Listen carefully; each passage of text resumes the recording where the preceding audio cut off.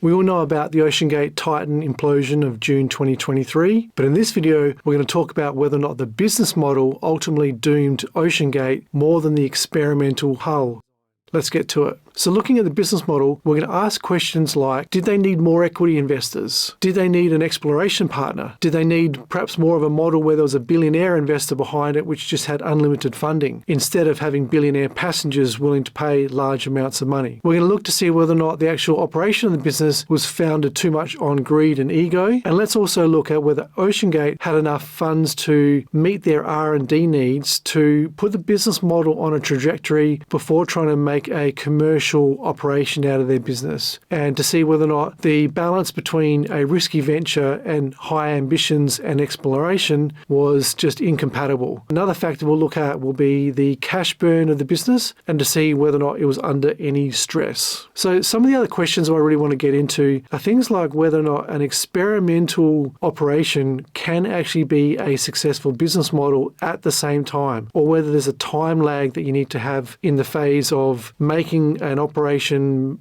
ultimately become commercialized. Let's also ask questions from a CFO perspective of whether or not the business model was really working at a satisfactory level as a CFO, as to whether there was warning signs that really needed to be addressed, the interplay between Stockton as trying to run the business but also financing the business himself largely, and whether or not a CFO had much of a say in being able to help control the destiny of a business that was perhaps running faster ahead than what it had the funds to be able to do. And perhaps whether or not the commercialization of the business was not at the right stage. And was there a long-term business strategy for OceanGate? Did they know what it was, or was it more of a dream that they were trying to work towards? Let's also ask questions like whether or not they were charging enough to passengers to actually fund the operations of what it was costing them for those expeditions. And we'll hit that later on. But also whether or not a business really dies at the moment when you have fatalities and such negative media attention, whether or not there was any possibility to survive that.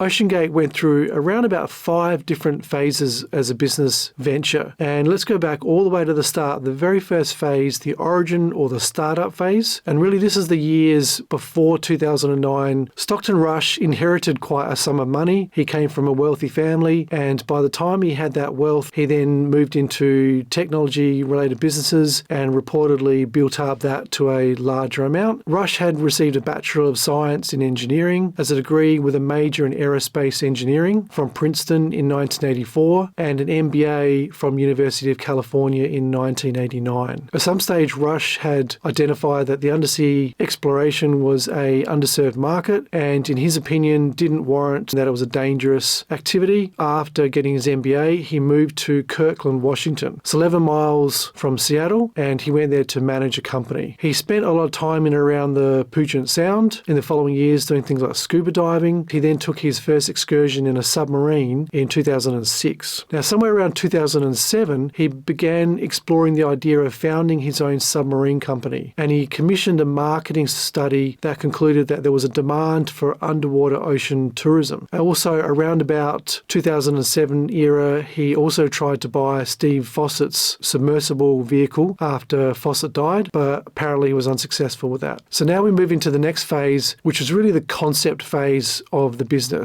OceanGate has now been founded by Guillermo Solin and Stockton Rush in 2009, and it's headquartered in Everett, Washington, which is a part of the Seattle metropolitan area. Why Everett? Why did it start there? It's on the water, so that's a must for what they're trying to do. It's 25 miles north of Seattle, and it's one of the main cities in the Puget Sound region. It's also the area where he was living in that time, and whether planned or not, it didn't hurt that it was in the same city as the massive Boeing factory. So they've got access to the aerospace industry and the expertise that's in that area. And more on that connection later on. There's also a major naval station base. The two founders then met through an aerospace engineer and sub-designer, Graham Hawkes. They both attended University of California in Berkeley years earlier, and they both had exploration interests, although Solin's interests were mainly in space travel. At the very start, they had clear roles when they founded the company in 2009. And you see the quote here, when they started started OceanGate, it was just Soline and Stockton. They made a commitment to each other with the business. Stockton would put the money in and Soline was going to run the business. And it was founded with the intention of creating a small fleet of 5-person commercial submersibles that could be leased to other organizations and groups of individuals. And originally they didn't have any intention of building submersibles themselves, but they found that there was no other subs out there that met the requirements of the dives that they were planning that they could go and just purchase. And there's a great quote here from Soline years later: to keep the business going, they had 2 chances. You either change the business model or you find a better engineering solution. Rush was the engineer, so therefore he was going to find a solution. So they decided to buy subs and then bring them back to the US, strip them down and then rebuild them with a carbon fiber hull. So the idea about the carbon fiber hull was there from the very start, and it's because that idea came from Steve Fawcett's design, and they took that idea and Stockton was going to use that and put that into a commercial operation. That was the business model from the very start, and to bring costs down, OceanGate started to look to make their subs available for research purposes. Soline said, we were trying to figure out how we could get funding to fund the researchers who did not have the ability to pay these kind of expeditions. Now, Soline ultimately decided to leave OceanGate in January 2013, and that's when he transferred the CEO title over to Stockton Rush. The company's first submersible is the Antipodes. This was a 5-person vessel with a steel hull that they purchased somewhere in late 2009 to early 2010. They paid somewhere between $250,000 and $295,000 for it, and then they modified it from there. Between 2010 and 2013, they've made an estimated 130 dives with the vessel, and they also rented out to researchers as well as taking tourists, which even back then they were calling citizen scientists. So they had a concept from the very start of their business model of it's not just a passenger, it's someone who's a little bit more interactive with the process. But these passengers back then were paying somewhere between $7,500 and $40,000 per person, depending on which expedition and location they were diving in the sub to. OceanGate's first expeditions they were running were taking tourist groups to Catalina Island off the coast of California. And yes, it's that Catalina Island, home of the infamous Catalina wine mixer. In 2010, they've also worked with the University of Washington for the first time, trialing sonar equipment. As a business model, this is the first sign where we're getting some progress. In 2011, they've received some funding to map the area around a wreckage of a ship. In 2012 to 2013, the Antipodes was used in Florida for research purposes where they would have received some government funding. And now by 2013 in January, Soline, who's the CEO, has moved on. He's left OceanGate and he's passed on the CEO title to Stockton Rush. So this is really interesting because one of the co-founders has now left. We now just have a single founder, CEO, and who is also the financier mainly of the business as well. And that's going to play out in all the decision making that happens now after this point in time. So let's review this phase of the business. 2013, what they really have is potentially a successful and promising small business. The pros are that they purchased the first submersible at a reasonable cost. They've got their first paying customers by 2010, only a year after launching. They've also linked up with a university. They've already identified multiple streams of initiatives for income potential. But also what I like about it is they've identified an underserved market, and they've also potentially established name recognition in a business which doesn't have a whole lot of competitors, but they've also got multiple locations they've identified, and they've also potentially got a stream of customers that are showing that they are interested in paying for the service. So the cons to the business model at this stage is whether or not they'd identified what part of the business was going to be profitable. In other words, by this stage, they actually may not be profitable. Likely they're not. But whether or not the tourism side of it can make them profitable, whether or not they need to have multiple streams and have some hookups with researchers and government bodies to also have that balancing and diversifying their income, or whether or not that was more of a temporary thing whilst the tourism side built up sufficiently. The other con is that they had this dream of setting up multiple vessels that were all running these tourism operations in different areas, and it seemed like they've really only got one vessel at this stage, the Antipodes. So they haven't really grown into where that model could take them, which would have a much better year-round source of revenue. So we can move on to the next phase of the business now. It's 2013, and this is where the company begins to design its own submersibles. And this phase, I'm going to call this the innovation phase.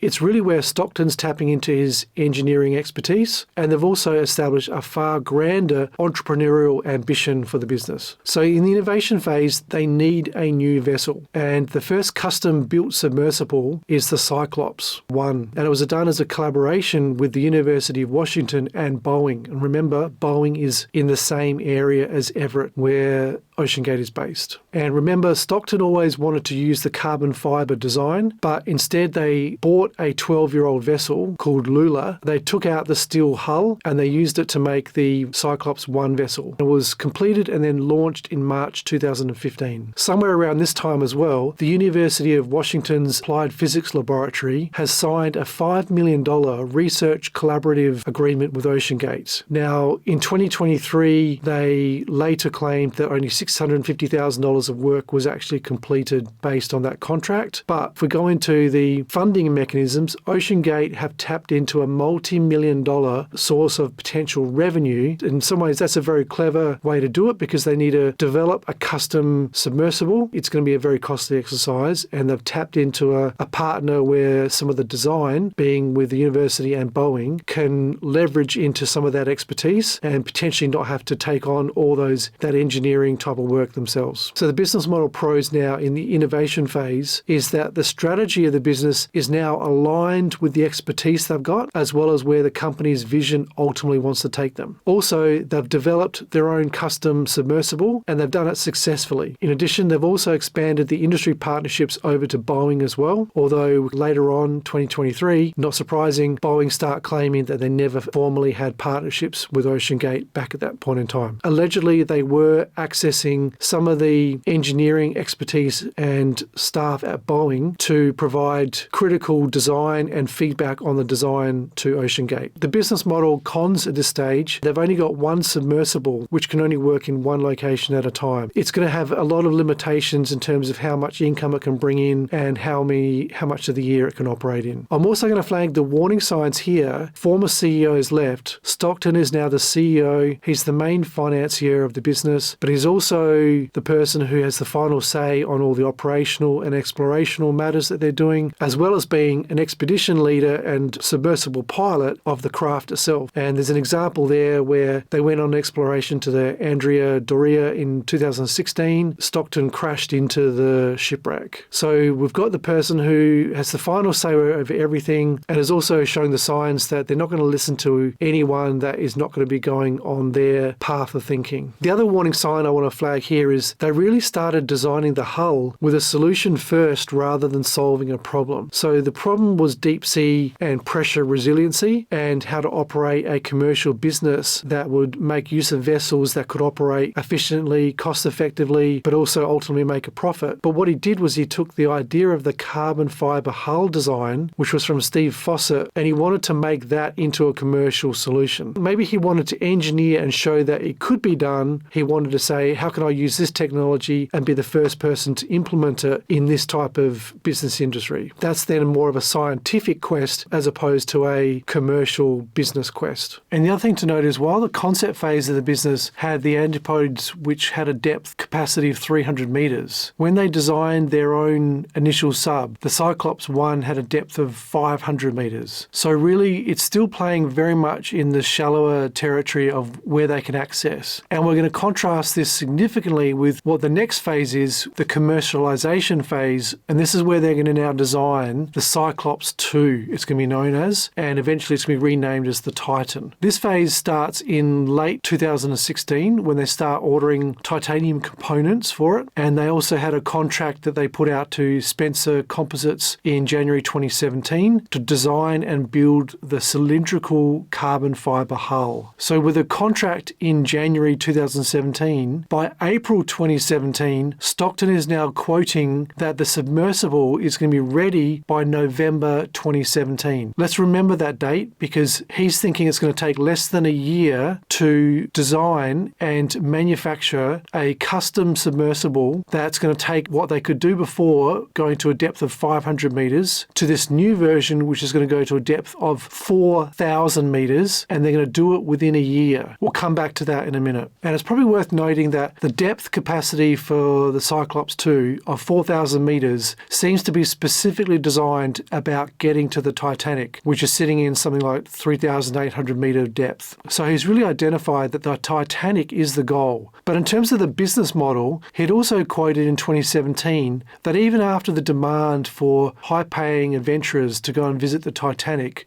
eventually would dwindle down, he thought the submarine technology they were creating would be an enticing investment for oil and gas companies. So in other words, the business model is not just about tourism at this stage, it's about creating the technology that's going to have far greater uses over a far greater time period, and that they'll be able to commercialize that. So in March 2018, the Cyclops 2 is now renamed to be the Titan. So the testing is over 2018 and 2019, and during that time, they ultimately do reach a depth of 4,000 meters during those tests, but ultimately the testing is unsuccessful because it's not commercially viable because of the low success rates they actually had in those deeper dives. And reportedly, only 6% of the dives that they did actually reached the depth of 4,000 meters. So in this time period, as a business, we've got real problems. We've put our future on a technology and also the business model on evolving into a very specific location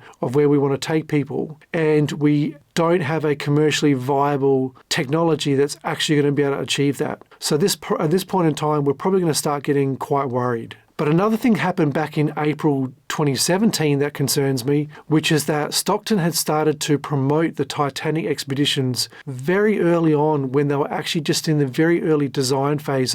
He thought the sub would be designed and manufactured within 12 months, and he's therefore 6 months before possibly is even starting to get tested, is in the media talking about the expeditions they'll be doing to the Titanic. And that later on is going to come back to haunt him. And in 2017, he is starting to pre-sell trips on the 2018 expedition to the Titanic. And again, this is going to become a major problem later on, because what they've done at this point in time is they've already established the price point for the passengers. And the price point they've established back in 2017 is just over $105,000. Now, this is going to be a massive issue later on when we work out the actual cost to develop the sub and the cost to actually run the expeditions. But this is 2017, and Stockton at this point doesn't know any of that. Let's fast forward now to 2019, because something interesting happens. In April 2019, OceanGate appoints a chief operating officer, meaning that up until that point, during the development of Titan, Stockton is running all of this, and there's no other separate chief operating officer in the business. So in some ways you could look at it that the engineering department is running the business,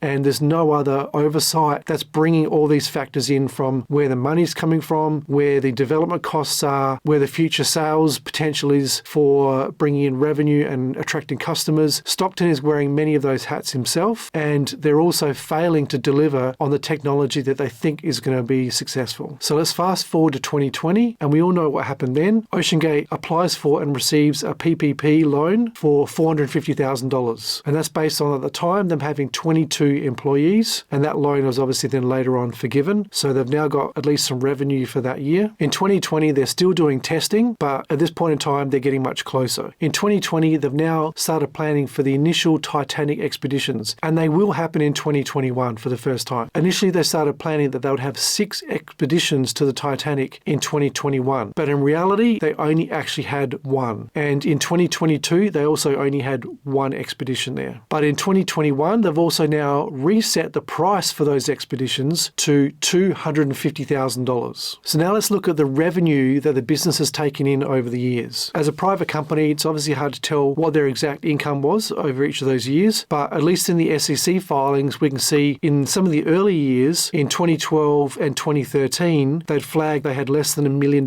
in revenue in each of those years. So we know in the very first phase of the business, when they were running just that Catalina tourism expeditions missions in the antipodes, the revenue was less than $1 million per year. We know from other SEC filings that in 2016 and 2017, they also flagged that they had revenue of less than $1 million per year. So we can probably extrapolate that really up into 2017 in particular, there was no year where they had more than $1 million of revenue in a particular year. They obviously had a lot of overheads. They're developing and financing expeditions as well as having the R&D costs for the future subs that they're developing. They've also got 20 odd employees over this time and less than $1 million revenue. So we can probably say with some level of confidence between 2009 and 2017, they really were running at a loss probably every year. But then something happens in 2017, they start pre-selling the trips aboard the Titan to the Titanic. And that's when we start taking in some more significant income. Based on the media reports, they took 54 bookings for that initial 2018 Titanic expedition that never happened, based on the $105,000 ticket price. And it seems though that they were taking all of that funding in advance, fully paid up tickets, meaning there's 54 tickets and potentially up to $5.6 million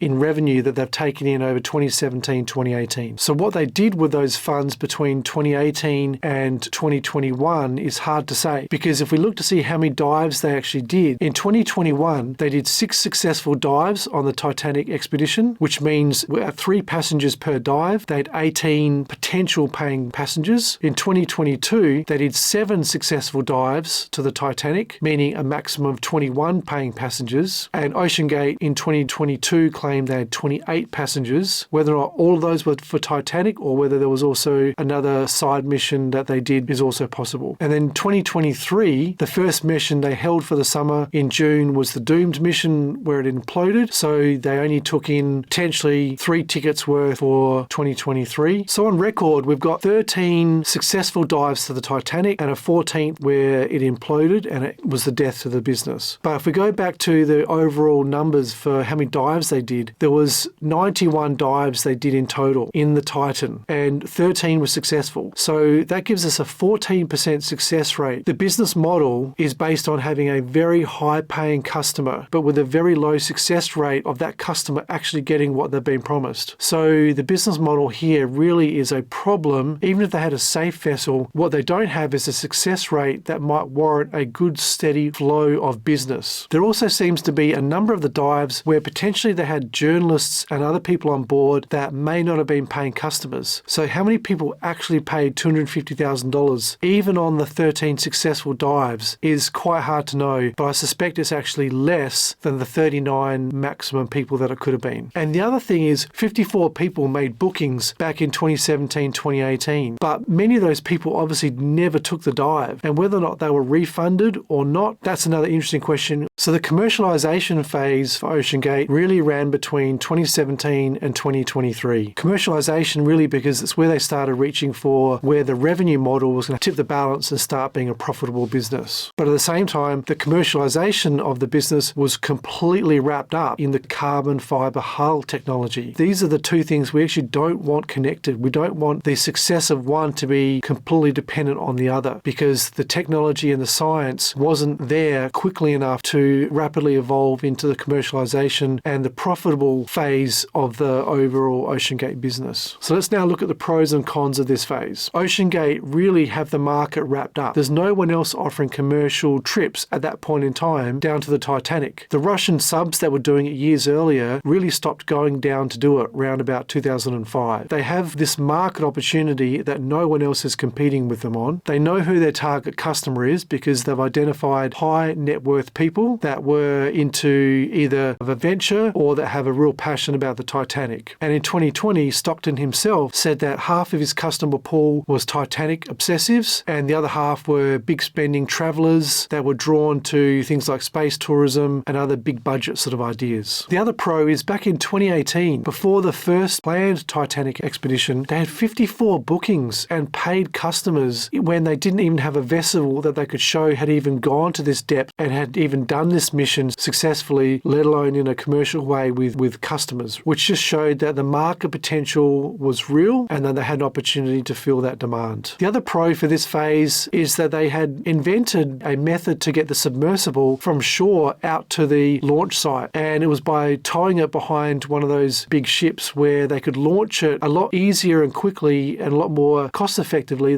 rather than having to lower it from the back of the ship itself and have the risk of the submersible hitting and crashing into the back of the ship in rough weather conditions. They were solving a similar issue to SpaceX and Blue Origin, which was about the economics of the mission and the launch and relaunching, which was about taking it into a viable means of doing repeated missions. They were successful in getting media attention for their 2021 and 2022 expeditions. They had people like the former astronaut Scott Parazynski in 2021 do a dive with them, and they also had David Pogue from the New York Times. And then in 2022, they again brought back the former NASA astronaut Scott Parazynski to actually join the OceanGate board. Would have got them a lot of attention that they've got former astronauts as part of their company. They had quite a few times when they had journalists and other people coming on board their missions to document it. Some of that turned against them when those missions weren't successful though, so it did work both ways. Another pro was that they had P.H. Najale, who was a renowned Titanic expert, heavily involved in OceanGate, and that really added credibility to the missions because they would have not only a pilot aboard, but one of the 5 people aboard was an expert on the Titanic or deep ocean, and that really probably sold a lot of value into the ticket price, having someone like that aboard the mission and being able to talk to the people aboard while they're actually there. I think the last part of this phase of the commercialization is they again had this side idea about the technology they were inventing would have a future use into potentially the oil and gas industry. Now, this ultimately never went anywhere. It might have been a long shot where just remote vehicles could do that same thing rather than have to put down submersibles with carbon fiber hulls. But again, they're looking to see how they can make a commercial venture with a long lifespan to it. Now let's get into the business model cons of this phase, and there's many, and unfortunately we know where it ends up. One of the things that troubles me the most around how they set up the business was they had to establish a Bahamas-based subsidiary to even run the expeditions, because what they were doing did not align with the existing US Coast Guard regulations for oceanographic research vessels, meaning that they could not take passengers aboard and run it out of OceanGate Incorporated. As a CFO, if your business model runs on you have to establish a company in the Bahamas to even take any revenue in as your main source of income, you should be concerned. You should be very concerned. Whether that was seen as a long-term viable strategy by the business, I would have my doubts. I would think they would have to have been thinking of trying to show that they could operate successfully and then try to navigate themselves into being able to be classed as a type of vessel that could be regulated and operate under US rules. But Stockton's quotes was he wasn't interested in doing that and that the regulators were wrong and what he was doing was safe. So I think they probably didn't really care about that. But as a CFO and as a business operator, I would be highly concerned about operating as a business where you're having to run the whole business operations out of a Bahamas subsidiary. Another interesting tidbit is in August 2018, the Antipodes vessel, the first one they had, is listed for sale. Now, either here they needed the cash, which is probably true, or that they were abandoning their original business model and going all in on the Titanic expeditions and the deep sea exploration. Now, this could be a pivot to make for the business, one where you do it because you're going all in on your long-term strategy of deep sea expeditions, but also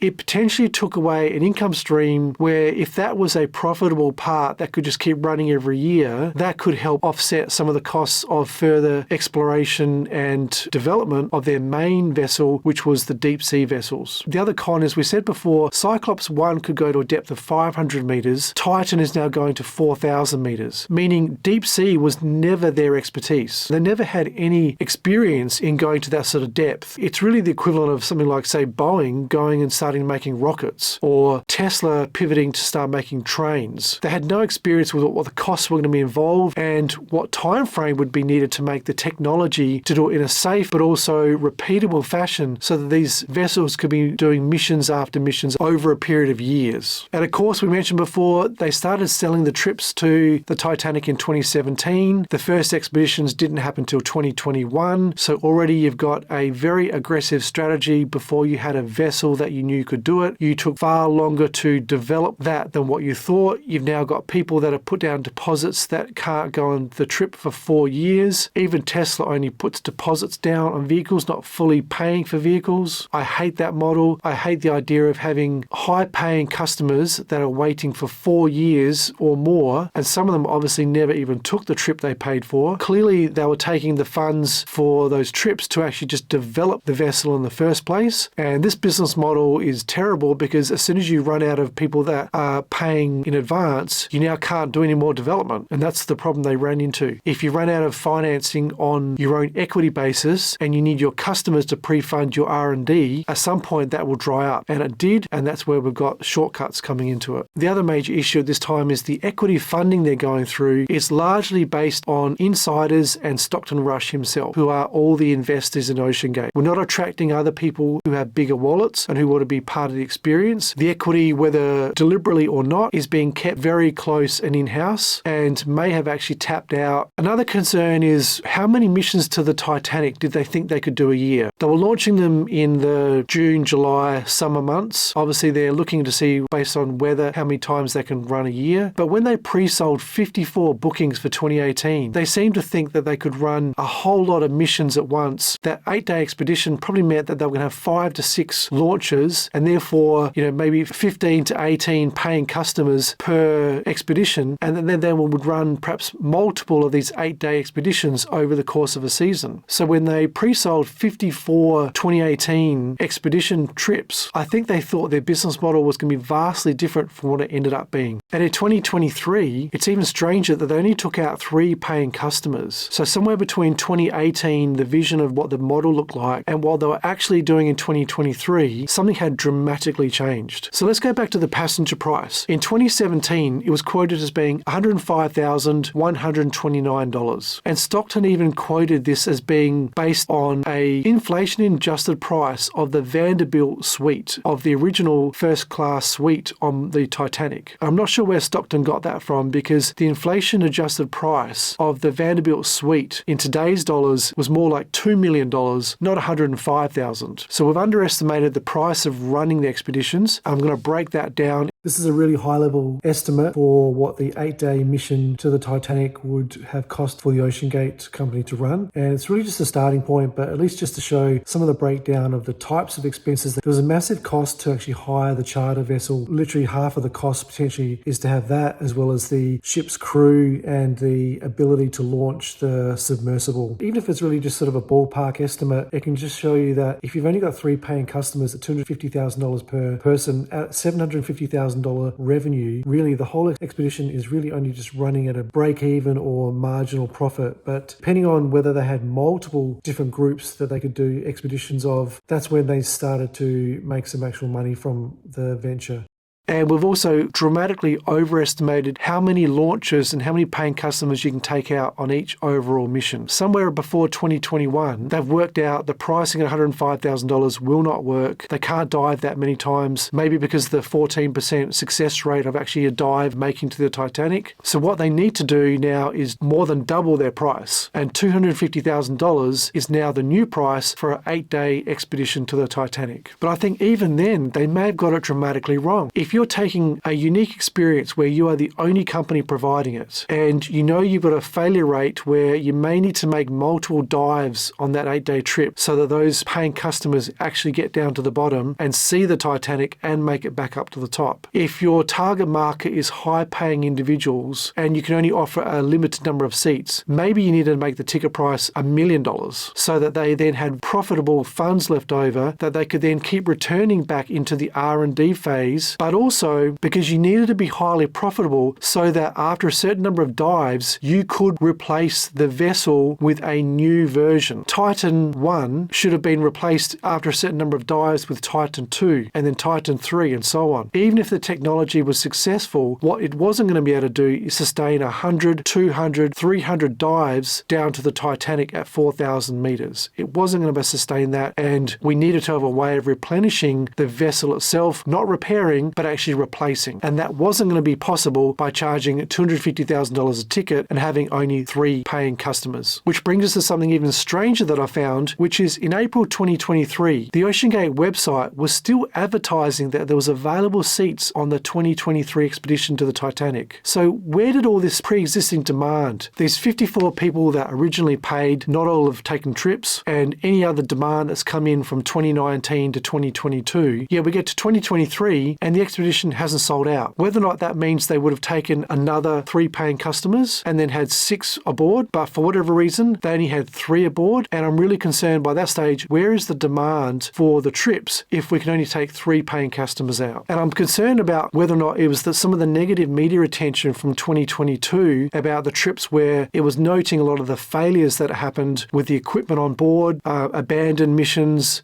where they were stuck down the bottom for periods of time. I'm actually worried at that point, being attached to the business, that the negativity around it has started to leak out and started to put off some of our customers. So let's compare the 14% success rate of the Titan reaching the Titanic to, let's say, a Mount Everest expedition. In today's experience, 60 to 70% of expeditions to Everest will see a person reach the summit. So you still have a lot of people that spend a lot of money that do not get there. But also, over time, that rate has dramatically increased. Back in the 1990s, the success rate of reaching the summit was only around 30%. People still did it, and people still paid a lot of money to try to make it happen, even though there was a 30% chance that it actually reached the summit. So being in the first year or two of operation, in some ways, a 14% rate of reaching the Titanic shouldn't be seen as a complete failure, but in some ways, they needed to be very careful how they marketed that, but also you couldn't keep your prices linked to the success rate of the mission. And so where did some of that demand go from 2018? Well, here's now where we get into the negative side. OceanGate by 2022 has been sued by 2 of those customers from back in 2018 that never got on their mission and that wanted their money back, and OceanGate did not give it back. But there's more negatives. The research partnerships has started to dissolve because Rush refused to work within the quality standards, and he ignored the design recommendations and the rigorous testing recommendations from the University of Washington and Boeing. So now, as a business, we should have serious red flags that the partners that have a massive amount of expertise are putting in significant recommendations, and our business is ignoring it and saying it's not necessary. And that's highlighted, of course, by the CEO and the founder of the business having a vastly skewed view on risk. And we can see the quote here. This is a massive red flag if you're in the business, if you're part of the engineering department, if you're part of any of the operating decision-making framework of it, if you're part of the board. This is a commercial enterprise at this phase. This is not a solo exploration, and this is not something where someone can choose to take risk on their own. They're taking the risk on behalf of their customers. And as a business, this is now where we have got a complete mixed signal over what is important. We're not doing scientific experiments in isolation. We're actually operating a commercial operation, and therefore we cannot jeopardize risk on the basis of pushing scientific boundaries. And boy, are there red flags. We've got failed expeditions, emergencies happening on dives. There's ballast tanks that have failed. There's been a steering failure. There's been a compass failure. There's been battery failures. The sub's lights had issues. And there's also been instances where the underwater currents have entangled the sub itself into the wreck of the Titanic. And whilst all this has happened, there's really no confidence that you could have that future expeditions are not going to have some level of these problems reoccur. So the last part of the cons here is really just understanding the business overall strategy, because we've got one site where we're sending an expedition to, which has a limited time of the year where the conditions are appealing for it. And we really want to be able to run this business where we're generating income, obviously, over a large part of the year. Have we gone all in on one specific site? And is that to the detriment of being able to operate a portfolio of experiences as a expedition company? And the last con I'll mention is, as a company, what are we doing to address the fact that the submersible is not certified by any of the independent organizations? But what is the board's strategy of achieving that? And it would be highly concerning at this point if they did not see that as something which would have been, as a long-term part of the business, really important and critical to achieve. So what about the finances of OceanGate? And in particular, let's have a look around who was running the finances and what the basis of the whole financial model was. The CFO for OceanGate between 2013 and 2023 was the same person. Prior to that, there may not have been a CFO, but there certainly was from 2013 onwards, when they were especially in the phase phases of expanding and commercializing the business. The interesting thing, some people obviously are stepping back and trying to eradicate any connection they had to OceanGate, and the former CEO for 10 years certainly has wiped out OceanGate from his LinkedIn page, but he is in all the SEC filings. His LinkedIn is a little bit interesting because even though he was the CFO for 10 years in OceanGate, he lists that he had a different full-time role as CFO of a software company between 2019 and 2022, which is obviously the times when OceanGate was doing the bulk of all of their manufacturing and development work and also fundraising, but he was apparently the full-time CFO of a software company at the same time, in addition to running his own executive strategy consulting business at that same time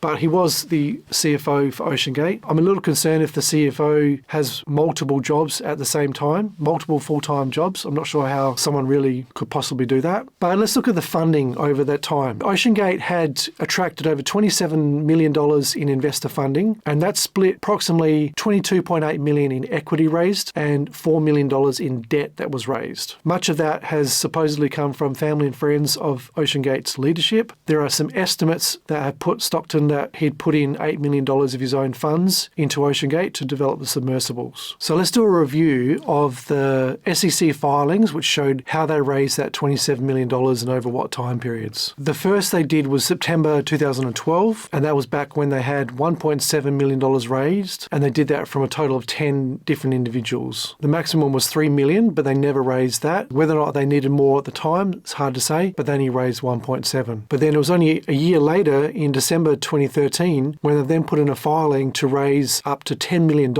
in equity, which they never actually then went and raised anything against. It's interesting to know whether or not they had an idea about expanding the business or buying a sub or doing some development work at that point in time that they then changed their mind about. Another year and a half later, May 2015, they then also raised more equity now, just under $3 million from a total of 8 investors. And then it's a year later, in the middle of 2016, when they start raising more funds, but this time as debt. And again, this is quite interesting why they did this instead of just raising equity. And it could have been potentially because these were seen as loans at that point in time when they were doing their initial planning or purchasing of initial materials to make the Titan sub. They've identified they need capital and they don't want to put in more equity investors. But it's at this time when they've raised a total of $1.6 million from a total of 7 individuals. Several months later, October 2017, they've raised another $2.4 million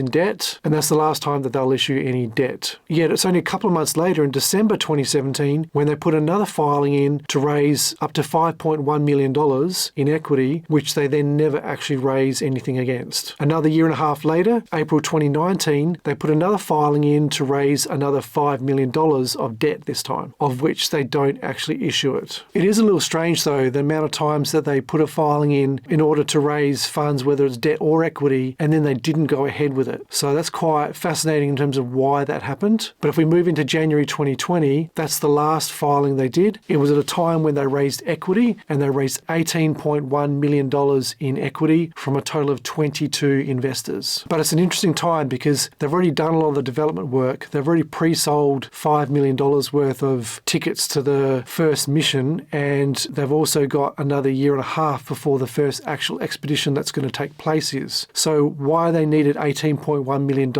is really interesting to know. How they've used that, what amount they had still left over as working capital, all those things would be fascinating to know for later on, why they then potentially were making cost-cutting decisions around doing any further repair or development work. One of the SEC filings which I found really fascinating was they did an amendment to that January 2022 equity raising where they then took off 2 of the directors off from the filing. One of those was to remove an executive who'd just been at the company for a year or so, but the other one was to remove the name of one of their directors. This person had been a director since 2012, and it was only in this amendment filing where the first filing he was listed on there, but then they amended it, they removed him off. And it's quite interesting because this person had been a director of Smartsheet, and OceanGate used that technology for their application forms if you wanted to become a expedition member. But he'd also been the COO of RPX Corporation, which ironically was a leading provider of patent risk management solutions between 2008 to 2012. 2012, and he remained as an executive director there until 2016. So one of their directors was heavily involved in risk management as his core business. He has been a director since 2012 with OceanGate, but by the time of 2012, he was removed from any of the director forms, and you kind of wonder why. The last phase, 2020 to 2023, that started talking about what I'm going to call their mass ambition phase. And it's really in 2019 when they first started making comments around developing successor submersibles, being Cyclops 3 and Cyclops 4. In other words, what would be a successor to the Titan. And they were vessels which could go to greater depths, being even up to 6,000 meters. And in 2020, they announced the development and manufacturing of the hulls would be performed at the NASA facility. Part of that announcement was that the submersibles would be funded by a new round of investments by 100% insiders, totaling $18.1 million. And of course, this is the $18.1 million that they did raise in January 2020. So it's very confusing to see whether those funds were really about trying to develop the successor to Titan, which could go and explore other deep sea shipwrecks, things like potentially the Bismarck. And they also made the connection here again to talking about it being involved with NASA. And of course, everyone in 2023 would later claim that they never had formal partnerships at all with OceanGate. So what was really happening here, whether they were just trying to fund the rest of the development of Titan, or whether there was really just a media spin to proclaim how they were growing, expanding, and looking even further forward to get some positive attention to it, is possible as well. We can't talk about the business model, though, without talking about the corporate structure that was involved. And there's three entities we need to mention here. The most obvious is the OceanGate Incorporated. That's really the holding company behind the operation. The main company that's running the expeditions is Argus Expeditions, and that traded as OceanGate Expeditions. Argus Expeditions, though, was a subsidiary based in the Bahamas that managed the Titanic missions and that chartered the support vessel and the crew. So everything that happened around the Titanic missions came out of Argus Expeditions. OceanGate Incorporated developed the actual vessel, but it was operated by Argus Expeditions. The name Argus is presumably from the Greek mythology character, which was the builder of the Argos, and that's the ship used by Jason and the Argonauts. So Argus Expeditions was named after something which had a very grand and historical reference. And that might not be surprising coming from Stockton Rush III. But let's now talk about the third entity we have here, which is OceanGate Foundation. This is an independent, non-profit organization which provided financial support to scientists who participated in missions. And it may have been more relevant in the earlier phases of OceanGate. Stockton was the treasurer. It was founded in 2012. That coincides with when the Antipodes was used in Florida for the research purposes which received government funding. But in 2021, it reported negative assets of $71,000. So the mass ambition phase of the business, I actually don't think there's any pros to that. I think this is all cons. I don't know that it was really truthful. I think the funding needed to do that would have been even greater than what they would have had access to. They needed to put all of their funding into establishing a reliable way of providing Titanic missions on a scale that could have been profitable and run where they had then ability to continue R&D over their main vessel, being the Titan, and in a way where they could replace that over time, as well as pursuing avenues to see that that technology had any application to go to greater depths without having a lot more of a track record of being able to do it successfully with the Titan. On the flip side, though, if they could have established a way to have bases at maybe 5 or so different major shipwrecks and have vessels which were competent and capable of reaching those and being used repetitively, I do think there was a way to create a business model which may have replicated something like in the climbing world, the 7 summits. Once they start that trek, they will go and do each of those 7 mountains. And having a series of perhaps 5 bases of major shipwrecks that you could visit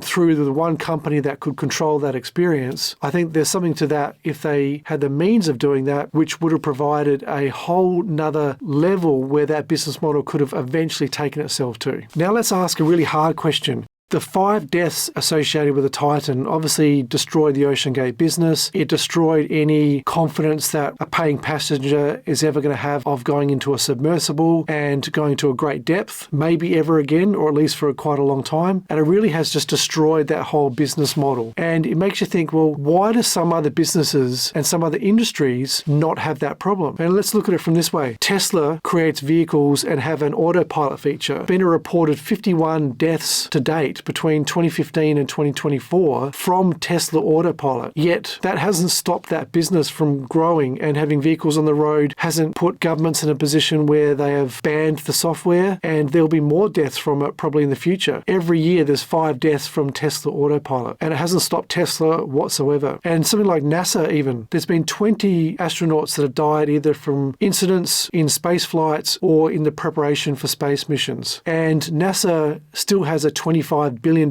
annual budget. So deaths in space doesn't stop future space flights. And let's talk about Mount Everest expeditions. Up until now, there's been 335 fatalities of climbers. It hasn't stopped a whole commercialization industry in the last 20 years from offering guided expeditions. And there will be deaths every year going to Mount Everest. And Everest is perhaps the most comparable example, but also the complete polar opposites of why fatalities on Everest is accepted, whereas fatalities in a submersible expedition has pretty much killed that industry. In Everest, you can have 700 to 1,000 climbers every year. 60 to 70% will be successful in reaching the summit, and still you can have a 1% fatality rate. 2023, for example, there was 18 deaths of climbers. Even with the advancements of climbing technology, the use of oxygen, etc., you can still just have as many deaths in any particular year because of the unforeseen elements and the dangers of being up in that high. Even though fatality rates have dramatically decreased over the years, they're still high enough that if you're going to go on an Everest expedition and you're told there's a 1% chance you're going to die, people still go. So the dangers and the risk are still there. They can't take away the elements, which is the major risk. And even more so, more people going on them that are unskilled and that aren't experienced climbers, but are going on it as more of an adventure and a tourism opportunity. And if you take another extreme example of something like skydiving, there's an average of 22 deaths per year in the US for skydiving, yet that won't stop people going and doing it, and it won't stop companies from being able to offer that experience. So why is deep sea exploration different? Let's cover some of the comments that James Cameron made during the media coverage when the Titan submersible was lost and then ultimately discovered to have imploded, because a lot of that went a long way to convincing people that what they were doing in OceanGate wasn't safe, was never safe, was bound to happen, and many people in the industry were saying that. But let's just compare to James Cameron's own submersible experience, because this is quite interesting. James Cameron spent $10 million or so to have a submersible developed, the Deep Sea Challenger, and it was built to go to a depth of 11,000 meters. The reason why is because they wanted to go down to the deepest part of the Mariana Trench, being the Challenger Deep. Now, it can only take one person in it. It was launched in 2012. The cost of $10 million, though, is an interesting number to compare against what we know and can assume the cost of the Titan sub was to develop, because it gives a good benchmark as a similar type of vessel. It made a total of 7 dives, and it made 2 dives out of that to the Challenger Deep. It successfully reached the bottom of it, and whilst James Cameron will talk about how the safety of what they were doing was that much different, that vessel was certified and that they were doing it in a much more scientific manner using known techniques and materials. They did actually use some experimental materials. They were using a structural synthetic foam, which hadn't been done before. And we also should note that in those 7 dives, not all the systems functioned as they planned. They had some bait-carrying landers that were not dropped in advance of the dive because the sonar that was needed to find them on the ocean floor wasn't working. They had some hydraulic system problems, prevented the use of some of their sampling equipment. And there was also some concerns after the dive of the issues they'd noted with the external coatings, and some of the electronics suffered damage from the dive. So in other words, they wouldn't have been able to use that same sub on a highly repeated process without having some form of difficulties, if not failure, and you really can't say how that would have performed over dozens and dozens of dives. It only did 7 dives. As many will know, it was damaged while it was in transit on the back of a truck in 2015 when the truck caught fire. But as much of that was a success, they only did 7 dives. The power of persuasion in what James James Cameron was talking about in the technology and the certification of their sub and the materials they use can make you feel like, well, yeah, OceanGate were ignoring all scientific advice, which is true, ignoring all the experts and standard practices in the submersible industry, again, true. What we can't ignore is there was 90 dives from the Titan. Whether or not only a portion successfully achieved the depth and to view Titanic is another question, but the hull design might have shown us that really it couldn't last more than 90 dives. It may have failed a lot earlier, but it may have also had some scenarios where doing 20, 30, 40 dives may have been suitable. We really can't scientifically answer that question. But the Deep Sea Challenger made 7 dives, and what we don't know is how many dives could have that made before potentially that may have failed. So I asked the question to ChatGPT. I said, if Deep Sea Challenger took 90 dives, on the 91st dive, would you go down there and feel confident that you would be safe? And it gave me back an answer saying, yes, it would. It would feel safe because the vessel had been past a whole lot of safety regulations. It had been well tested. The materials they're using were standardized. Risk and safety measures were suitable that a dive would be safe to go down on the 91st dive. But then I asked one more question to ChatGPT and I said, but Deep Sea Challenger only did 7 dives. How are you confident that it could go and last till 91 dives and still be safe? And then I got back a very different answer. Obviously, this is not scientific. It's not an answer from doing pressure tests in laboratory settings and all that, but just the power of persuasion of look at that question differently. Something that did 7 dives successfully, you really can't say with any confidence whatsoever that on the 91st dive, that vehicle would have been any more safe than what the Titan was, because it would have needed huge amounts of routine of repairs, of testing after missions, maintenance, and to do all of that to then make you feel as if that vessel was suitable for a 91st dive. And obviously Titan wasn't suitable for a 91st dive, but you really can't say that Deep Sea Challenger was either. So let's have a final word from OceanGate co-founder Guillermo Solin. He said, "This can't be the end of deep diving submersibles, and I don't believe that it will be. I hope that someday in the near future we'll look back on this time as a major turning point in human history."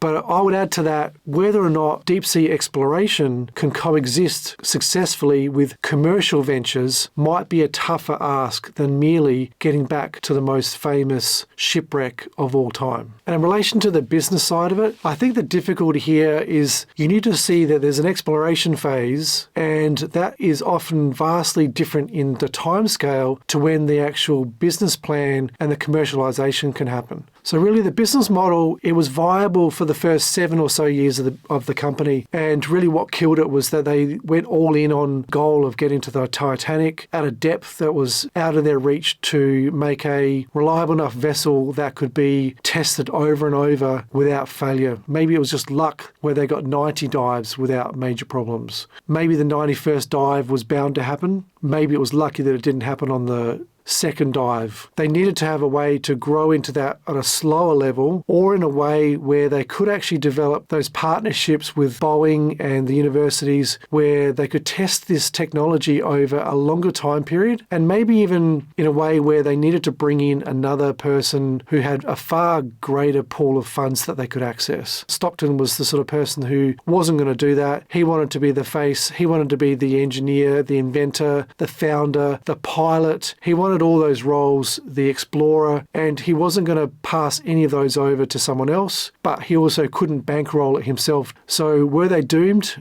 Yes, they were, but they didn't have to be. It's fascinating to look into OceanGate and the Titan disaster, especially from looking at the finance and the business model behind it. My usual content is on how to be a CFO and how to get the skills necessary to be a successful one. And there's a video over here you're going to want to dive into if that interests you. Thanks for watching. Like the video, and I'll see you next time.